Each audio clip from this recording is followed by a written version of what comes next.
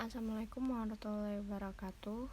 Nama saya Azra Tarfi Salsabil, Prodi Fisika. Saya akan mempresentasikan sifat listrik bahan. Sifat listrik bahan itu ada dua jenis, yaitu jenis bahan dan jenis material. Nah, jenis bahannya itu dibagi menjadi dua. Ada murni unsur, terdiri dari logam Fe dan Hg.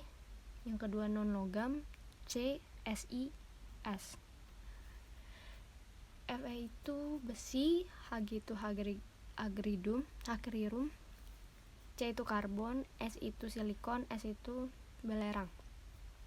Dan yang kedua dari jenis bahan itu adalah senyawa, terdiri dari oksida, keramik, contohnya tanah liat, SiO oksigen, polimer atau kayu, karet, dan plastik. Nah, jenis material itu ada dua, sifat bahan di atas padat atau cair, yang kedua sifat bahan lainnya cair atau gas. Berikut ini contohnya yang sudah saya tampilkan seperti ini. Jenis ikatan antar atom.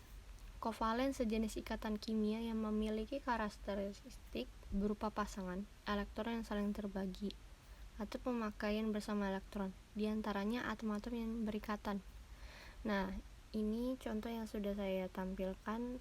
Ini adalah pelajaran pelajaran SMA.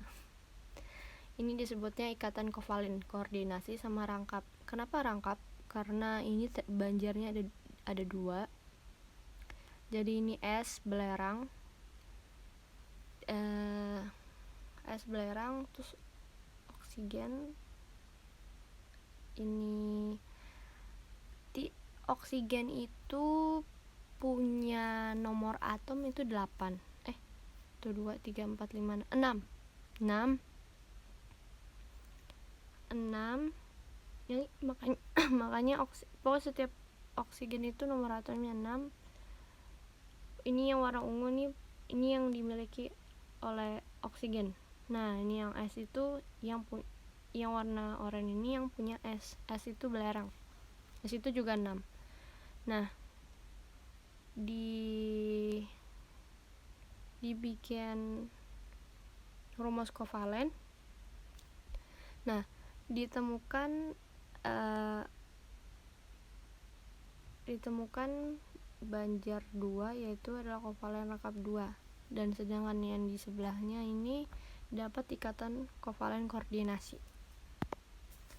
Jenis ikatan kuat antar atom. Ikatan atom, satu elektron terluar dilepas oleh atom lalu dimiliki bersama berupa gas elektron yang bergerak bebas, mengikat semua ion positif. Nah, dapat dilihat ikatan ini adalah ikatan logam. Yang warna kuning itu positif, yang warna ungu itu negatif. Ion logam bermuatan positif, dan ion elektron negatif itu bergerak bebas di antara ion logam yang membentuk lautan elektron. Jadi mengumpul dan jadi satu. Jenis ikatan antar atom. Ikatan ionik, satu beberapa elektron pindah ke atom lain, terjadi ion positif dan negatif yang lalu saling menarik satu sama lain. Dapat dilihat ini adalah ikatan ion dan ini adalah ikatan kovalen. Sifat listrik bahan itu yaitu ada 4. Jika elektron bergerak bebas, mudah terjadi arus listrik. Konduktor disebut pengantar listrik atau logam. Jika bahan mudah membentuk kutub positif dan negatif, memiliki sifat dielektrik, dapat disebut konduktor ion positif atau negatif. Contohnya itu keramik. Konduktor itu jadi ada sifat listrik bahan itu dibagi jadi 2, ada konduktor sama isolator. Yang mudah arus listrik ini adalah konduktor, dan yang tidak mudah ini namanya isolator.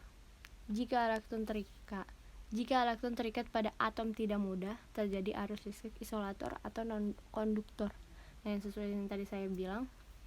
Dan isolator listrik atau semua jenis bahan lainnya yang tidak bisa ditarik seperti kayu, atau keramik. Terakhir, jika bahan dielektrik diberi medan listrik cukup kuat yang melebihi kekuatan dielektrik, bahan isolatornya menjadi konduktor. Jadi bisa aja dialirin ke medan listrik, makanya dapat cukup kuat untuk yang melebihi kekuatan dielektrik. Nah, kekuatan dielektrik ini kemampuan menahan tegangan, batasi kemampuan isolasi bahan bila diberi tegangan tertentu sampai isolasinya bocor, yaitu arus mengalir. Tahanan kemampuan menahan arus listrik, konduktivitas kemampuan mengantarkan arus listrik. Ini contoh yang dielektrik dialirkan ya. Ini data hambat jenis beberapa bahan. Sesuai dengan apa yang tertera, Ag itu perak sebenarnya di sini.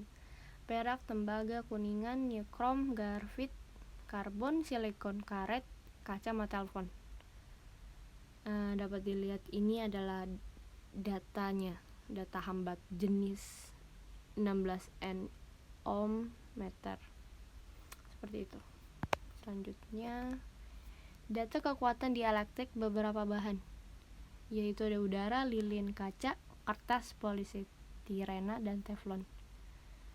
Jika tubuh konduktor dan dialiri lebih dari 1 mA, jantungnya dapat kacau denyutnya. Di samping terjadi konversi energi listrik menjadi energi termal. Jadi kalau umpamanya melebihi 1 mA, bakal kacau jantungnya. Nah, di sampingnya dan efeknya itu terjadi konversi sehingga energi listrik menjadi energi termal. Konstanta dielektrik atau permitivitas relatif bahan isolator. Nah, ini bahannya adalah vakum, udara, lilin, teflon, poliestirena, kertas, kaca bias, sama kaca biasa, kaca Pyrex. Konstanta dielektrik adalah perbandingan nilai kapasitor pada bahan dielektrik dengan nilai kapasitas di ruang hampa. Konstanta dielektrik atau permitivitas listrik relatif juga diartikan sebagai konstanta yang melambangkan rapatnya flux elektrostatik dalam suatu bila diberi potensial listrik. Isolator dapat jadi semikonduktor. Apa itu semikonduktor? Yaitu jika atom agak mudah melepaskan elektron, misalnya kayak oleh naiknya suhu atau hadirnya atom asing yang tidak mudah dapat menangkap elektron yang sudah ada. Nah, bahan itu bisa disebut dengan semikonduktor yang intrinsik atau ekstrinsik jika ada pelepasan elektron atau pergeseran elektron lain mengesankan ada muatan positif. Nah, lubangnya ini bergerak. Isolator listrik.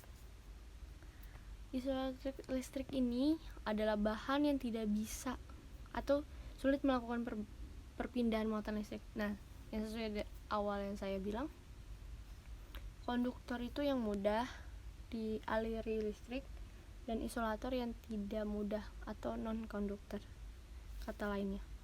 Nah, atom-atomnya dapat membentuk gugus terispolarisasi permen dan dibagi menjadi dua jika orientasi dipol listriknya acak. Bahannya atau paraelektrik dapat agar diorientasikan oleh medan listrik luar. Nah, jika orientasi dipol listrik antar tetangga saling menyejajarkan, bahannya adalah ferroelektrik. Orientasinya amat mengurangi pengaruh medan listrik keluar dalam bahan. Nah, ini piezoelektrik. Piezoelektrik itu suatu kemampuan dapat menghasilkan suatu arus listrik jika mendapatkan perlakuan tekanan. Jadi contohnya ini yang sudah tertera, mobil, motor, kayak kendaraan yang dinyalain terus dan dapat perlakuan tekanan. Dan ini sistem mekaniknya. Dan terus lanjut dengan sistem cantilever dan piezoelektrik. Sifat bahan ferroelektrik. Ini bersifat juga piezoelektrik.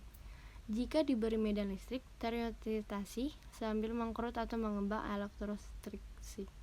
Jika ditekan terjadi beda potensial listrik padanya. Manfaatnya itu untuk mikrofon, sonar, unsur regangan dan tekanan darah, dan lain sebagainya. Nah, jika dipanaskan ke atas, suhu kurinya menjadi paraelektrik. Nah, bisa disebut dengan sifat bahan ferroelektrik.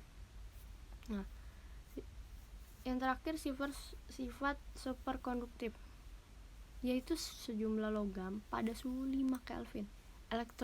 Elektronnya banyak berpasangan dan mengakibatkan tiadanya hambatan listrik lagi. Tipe 1 ini bersifat diamagnetik sempurna dan ditemukan pada awal abad ke-20. Medan magnet dapat meniadakan superkonduktivitas bahan tipe 1 ini besarnya pada suhu 0 Kelvin, yaitu setara dengan 200 sampai 400 Tesla. Sejumlah paduan logam pada suhu 20 Kelvin idem tipe 2 ini dikembangkan awal abad ke-20. Tipe ini cukup juga untuk diamagnetik. Yang terakhir, sejumlah isolator tembaga oksida plus unsur sisipan lain pada suhu 30 sampai 120 Kelvin menjadi superkonduktor tipe 3 yang dikembangkan sejak 1987. Masih sedang diselidiki mekanisme elektronik.